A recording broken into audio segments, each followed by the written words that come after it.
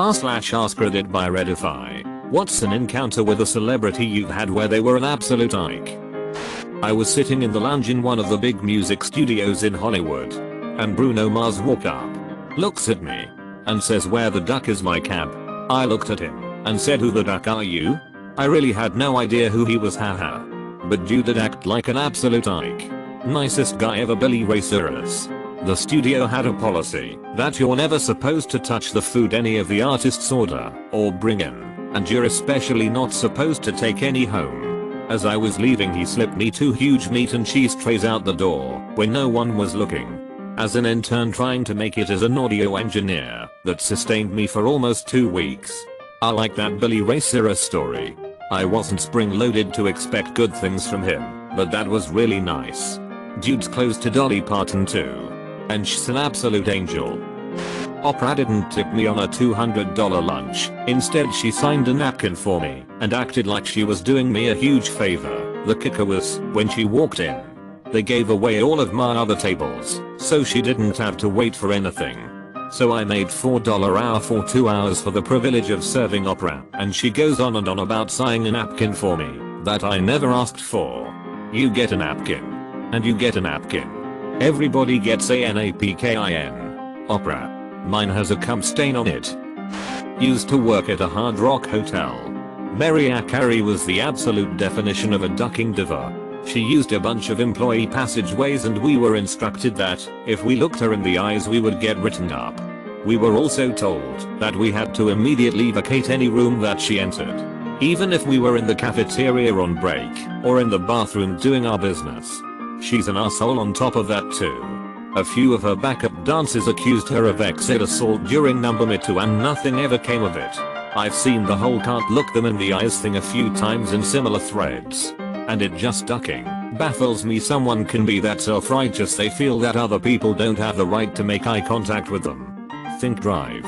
Phil may have been another one. Duck those unts. Yay, can anyone elaborate on this? Has anyone elaborated on their motivations for this? Back in the 90s I worked on the stage musical production of Beauty and the Beast. The guy who played the talking clock is an Australian celebrity by the name of Bert Newton. He always used to say hi and make conversation until he found out I was one of the lighting crew. After that, he wouldn't even glance at me. Slightly related. On the same show, I used to hang out with the dude that played Gaston at stage door having a ciggy during interval. I only recently discovered that it was Hugh Jackman. Really nice dude. Hugh Jackman seems genuinely the nicest person in Hollywood. Sorry Tom, I said it. Came late to fame. I think that helps.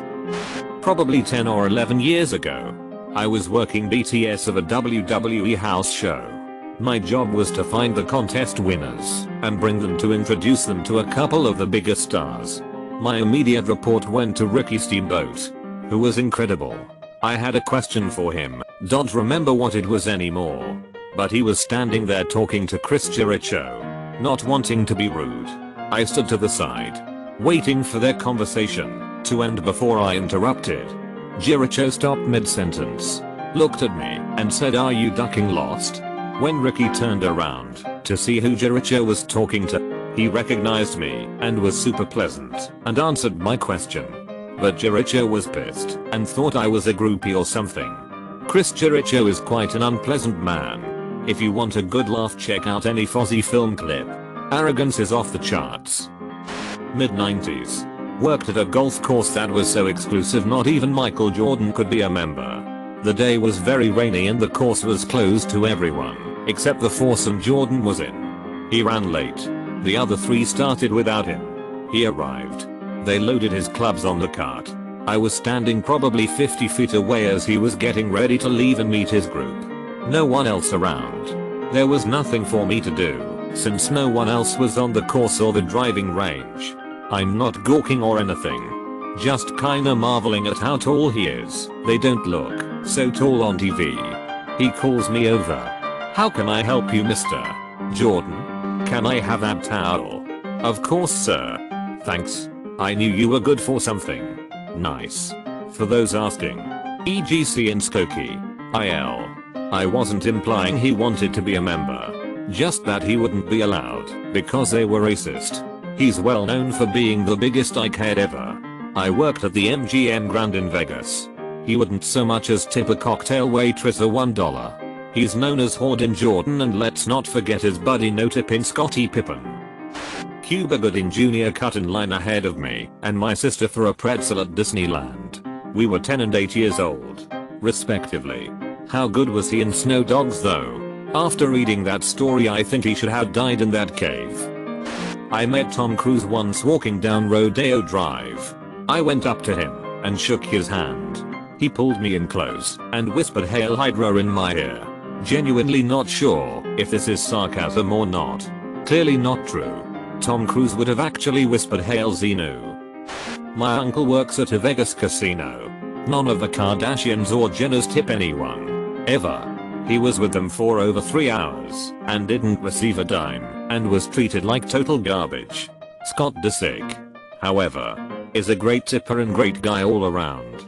Scott comes off as the biggest icon on TV and media. That's surprising.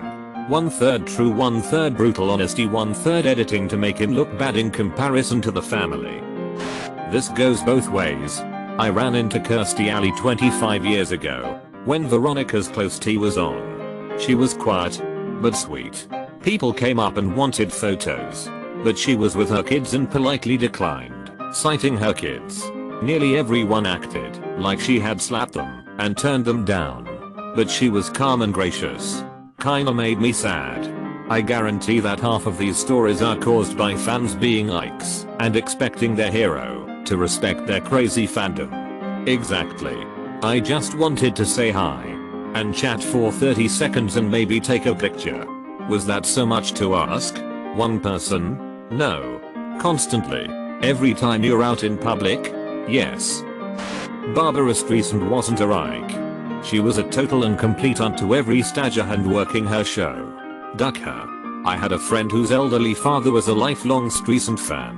Her father ended up with terminal cancer, and in his last year his adult children contacted Streisand explaining his situation and hoping to get a signed picture to surprise him with before his death. A letter was sent back on Streisand's behalf explaining that she simply has too many fans to accommodate requests like that. My friend would never watch one of her movies again. If Streisand's people went through the trouble of writing an entire letter, they definitely had the time to ask her to sign a picture. Jeez. I met Chevy Chase many years ago.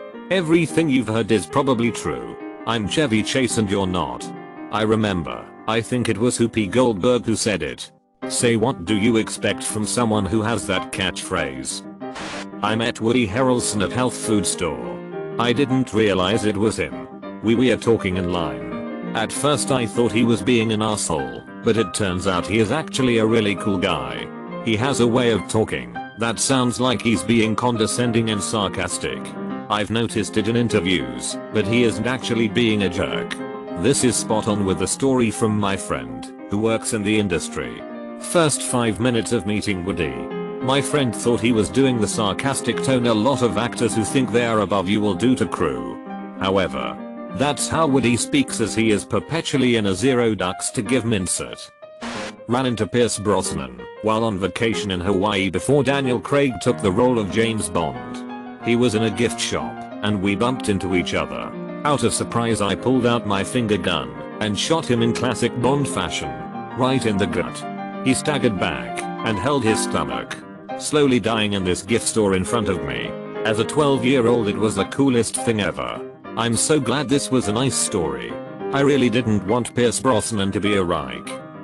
If you are enjoying the video, please give a thumbs up and leave a comment. Reversal story. Once worked for a large movie company. I was pissed off and at the end of my workday.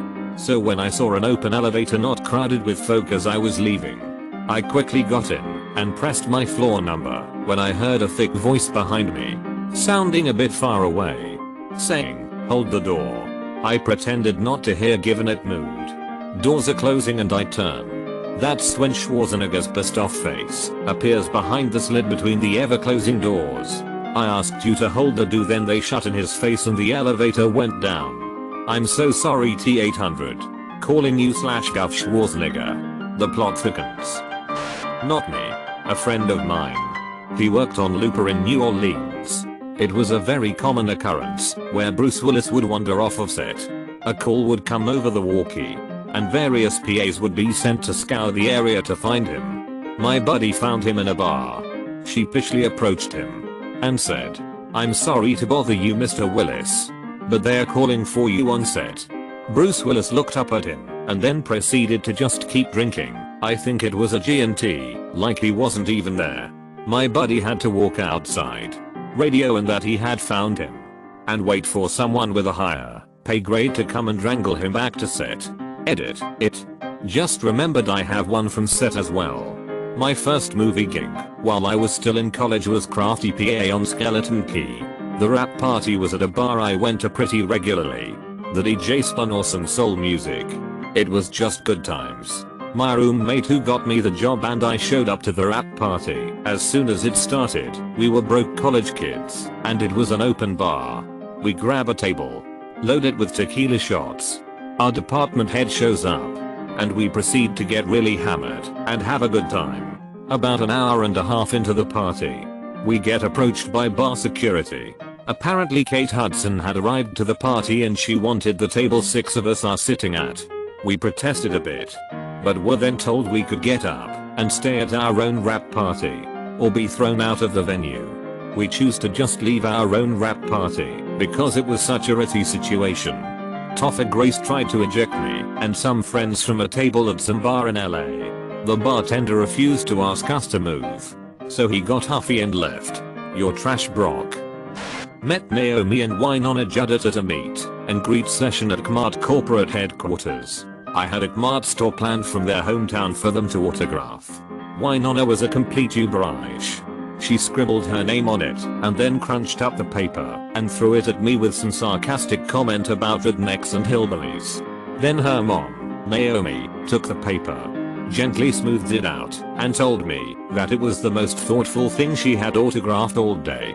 Very nice and genuine woman. How are those two blood related? My stepdad either did security for them once or delivered appliances to one of their houses and your description is spot on.